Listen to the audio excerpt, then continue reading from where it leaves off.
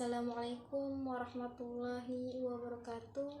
Perkenalkan, nama saya Dian Saada dari program studi Teknik Industri Universitas Pancasakti Tegal. Di sini saya ada 3 buku ilmiah yang berkaitan dengan teknik industri. Pertama, manajemen proyek teknik. Yang kedua, bioremediasi hidrokarbon minyak bumi. Dan yang ketiga, manajemen proyek. Di sini saya akan membahas satu buku ilmiah sedikit tentang manajemen proyek teknik. Manajemen mencakup kemampuan memilih, mengubah, mendesain, membentuk, membangun, dan mengoperasikan perangkat fisik tersebut. Guna mencapai sasaran tertentu, harus diingat bahwa sasaran memiliki skala waktu. Apakah skala waktu ini dinyatakan dalam tahun, bulan, atau hari, itu tergantung pada situasi dan kondisi. Tetapi pasti salah satu di antara ketiganya. Keberhasilan proyek yaitu bila semua sasaran proyek dapat dicapai, maka mudah untuk menyatakan bahwa proyek itu sukses. Kriteria keberhasilan proyek itu ada 5. Pertama, tercapainya proyeksi arus dana. Yang kedua, tercapainya tingkat keuntungan yang ditentukan. Ketiga, tidak ada akibat yang merugikan dari situasi sosial. Yang keempat, tidak ada dampak negatif dari operasi. Yang kelima, penyelesaian sesuai dengan program. Lalu, anatomi proyek. Rancangan pendahuluan.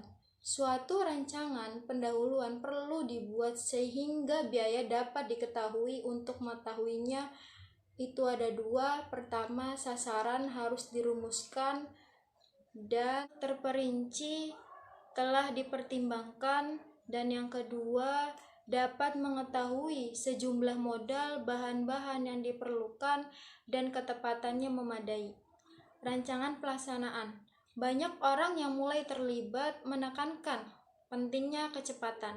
Ini menunjukkan bahwa pentingnya penyelesaian pekerjaan, pra-perencanaan, dan pembuatan rancangan kerja untuk memenuhi standar yang cukup tinggi. Masalah keselamatan selalu muncul dalam bentuk laporan tentang adanya suatu kecelakaan atau bencana besar. Maka keselamatan itu penting sebenarnya, yang memang kurang diperhatikan dan selalu ada resiko yang terlibat. Kemudian dikeluarkannya Undang-Undang Kesehatan dan Keselamatan Kerja pada tahun 1974, tetapi undang-undang ini tidak mampu menyelesaikan, yaitu bahwa keselamatan sebagian besar merupakan suatu fungsi kesadaran. Kebanyakan kecelakaan terjadi karena kelalaian atau kesalahan manusia. Sifat dari proyek ialah bahwa keputusan harus dibuat berdasarkan informasi yang tersedia, kadang dengan cepat sekali.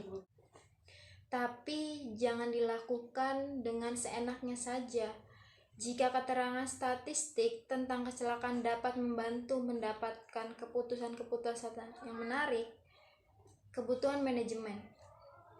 Organisasi itu adalah pembentuk organisasi itu untuk menangani setiap tugas. Tujuannya untuk melancarkan tugas dan membuat kegiatannya dapat berfungsi. Maka diperlukanlah koordinasi atas kegiatan tersebut. Tipe organisasi itu ada militer, matriks, dan berlingkar. Bertanggung jawab merupakan syarat utama bagi manajemen proyek untuk mengusahakan agar setiap orang memahami tanggung jawabnya. Komunikasi, bahwa semua komunikasi adalah demi kepentingan penerima komunikasi itu sedemikian rupa sehingga sanggup memberikan tanggapan secara tepat terhadap apa yang diterimanya. Sekian dari saya. Itu sedikit gambaran tentang manajemen proyek teknik.